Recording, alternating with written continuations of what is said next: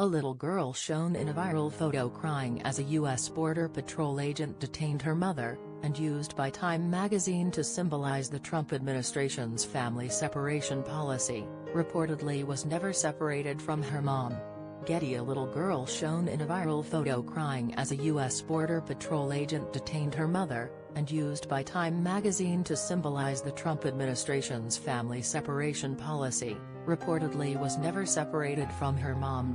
Welcome to America, declared a somber Time cover, which showed the picture of the Honduran child Thumnail Sanchez next to a towering President Trump. Time called it an image America could not ignore and interviewed the photographer, as did other outlets. Time followed up with another article entirely about the cover and the story behind it. The picture was featured in international coverage of the policy around the world. The New York Daily News also put Sanchez on the cover of its June 16 issue with the headline "Callous. Soulless. Craven.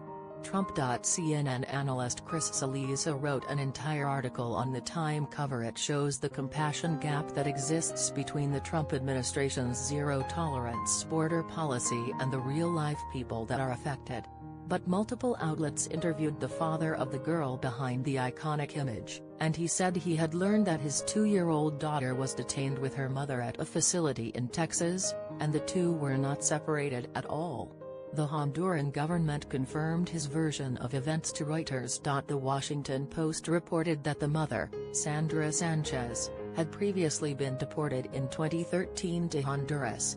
Her husband told the Post that she left without telling him she was taking Thumnail with her and couldn't contact her. But then he saw the picture on the news. "You can imagine how I felt when I saw that photo of my daughter. It broke my heart. It's difficult as a father to see that, but I know now that they are not in danger.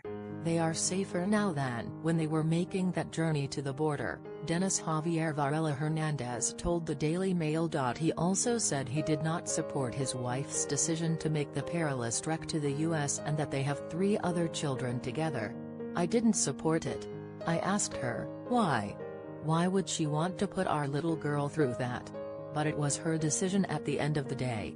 The confusion and misrepresentation over the family's circumstances came amid a chaotic week in which passions flared over the administration's controversial zero-tolerance policy that seeks prosecution for virtually all illegal border crossers.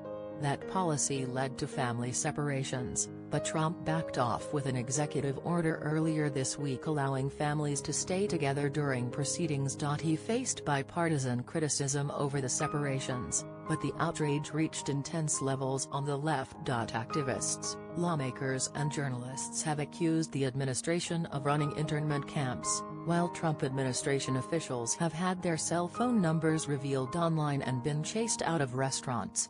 "We must maintain a strong southern border. We cannot allow our country to be overrun by illegal immigrants as the Democrats tell their phony stories of sadness and grief, hoping it will help them in the elections. Obama and others had the same pictures, and did nothing about it," Trump tweeted Friday. "We must maintain a strong southern border. We cannot allow our country to be overrun by illegal immigrants as the Democrats tell their phony stories of sadness and grief, hoping it will help them in the elections. Obama and others had the same pictures, and did nothing about it." Donald J. Trump at Real Donald Trump. June 22, 2018. It's the latest immigration-related misstep by media outlets and reporters. Last month, liberals and journalists rushed to share an article featuring pictures of children locked in cages at an Arizona detention center.